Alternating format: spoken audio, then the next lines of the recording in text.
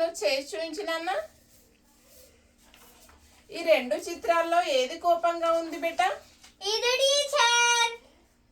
ఇప్పుడు నా ఫేస్ ఎలా ఉందిరా? సంతోషంగా ఉంది టీచర్. ఇప్పుడు నువ్వు చేసి చూపించు బేట. ఈ రెండు చిత్రాల్లో ఏది సంతోషంగా ఉంది నాన్న? ఇది టీచర్. రన్విత, ఇప్పుడు ఈ సంతోషంగా ఉన్న చిత్రానికి నువ్వు కలర్స్ వేయాలి నాన్న.